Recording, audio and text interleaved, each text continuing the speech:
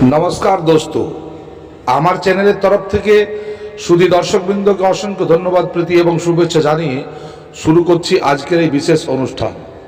দর্শকগণ, আজ আমি আপনাদের একটা এমন সাধনা দিতে চলেছি যে সাধনার মাধ্যমে আপনারা আপনাদের জীবনের সমস্ত বাধা বিপত্তিকে অতিক্রম অবশ্যই করতে পারবেন এবং এই সাধনাটি হলো খুব কম দিনের অর্থাৎ মাত্র 3 দিনের সাধনা।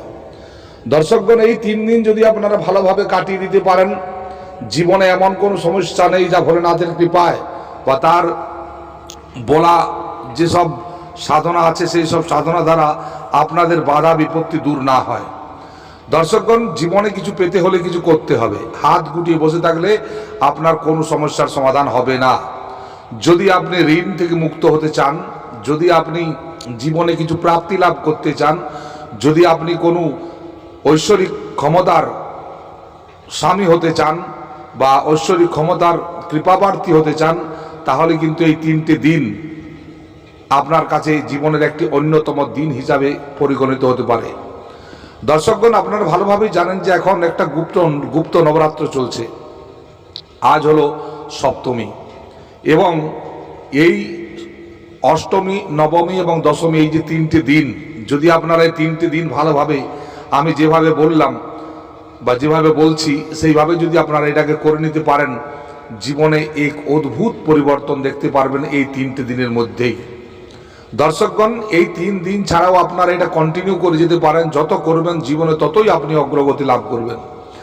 আপনার জীবন থেকে যত রকমের বাধা আছে তা নিষ্পত্তি হবে এবং আপনার প্রতিদিন জীবনে নতুন নতুন অভিজ্ঞতা এবং নতুন নতুন প্রাপ্তি লাভ হতেই থাকবে। দর্শকগণ, এক এমনই সাধনা বা এমনই একটা উপায় যার দ্বারা জীবনে সব কিছু প্রাপ্তি লাভ করা সম্ভব।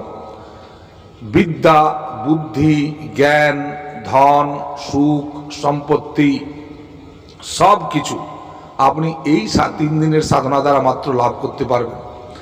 যারা পিছনের বার করেছিলেন তারা অদ্ভুতভাবে ফল পেয়েছেন এবং তারা বলেছেন যে এবারও তারা এই কাজটাই করবেন।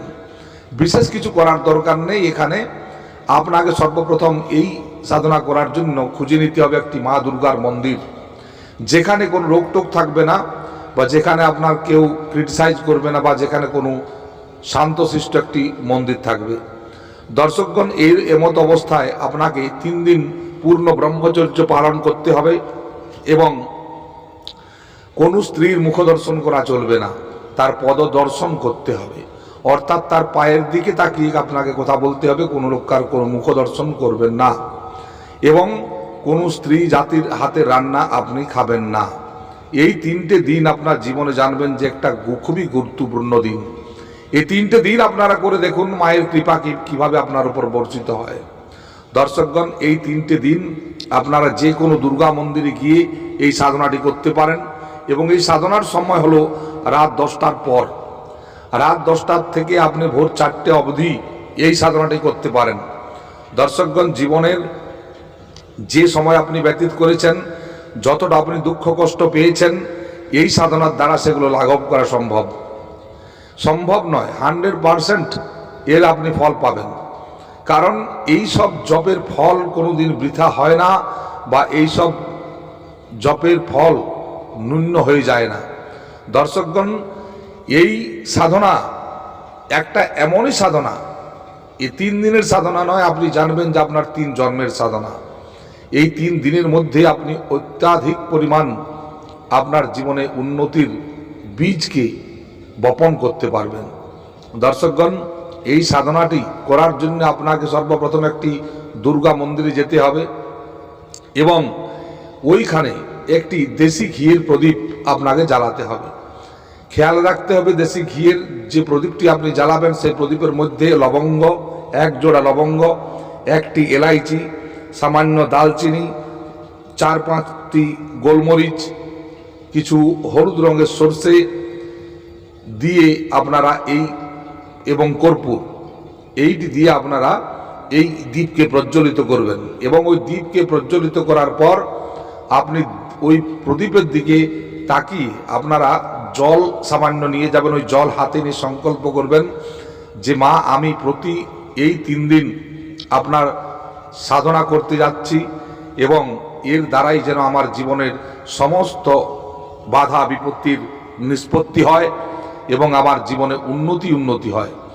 আমি আপনার এই দরবারে বসে প্রতিদিন 15 বার আপনার 40 আমি পাঠ করব এবং তার সাথে প্রতিবারই এক মালা করে আপনি মন্ত্র জপ করব।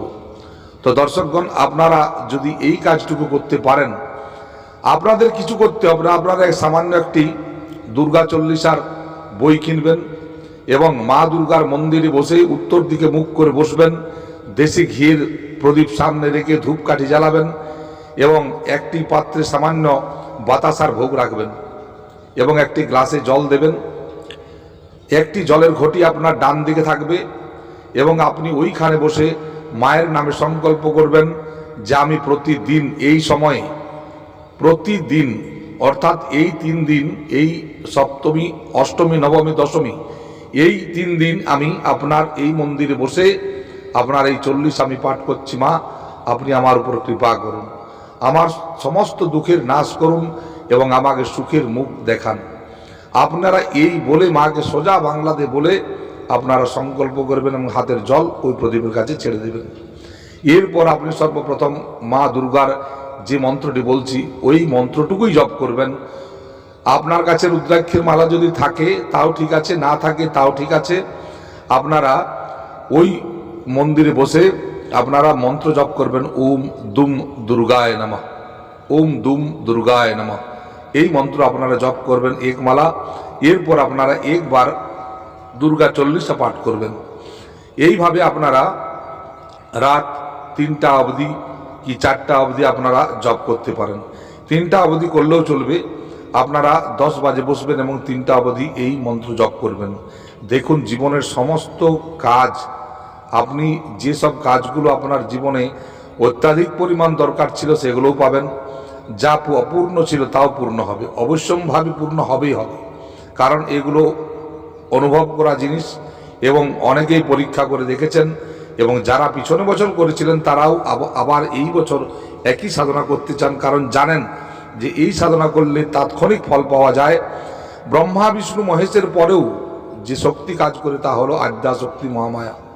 এই আদ্যাশক্তির কাছে কোন জীবনের কোনো সমস্যা কোনো বড় জিনিস নয়, তার কাছে এসব জিনিসগুলো তুচ্ছ জিনিস এবং তার কৃপায় যে কোনো মানুষের জীবনে এই সব শক্তিগুলো বেশি দিন থাকতে পারে না।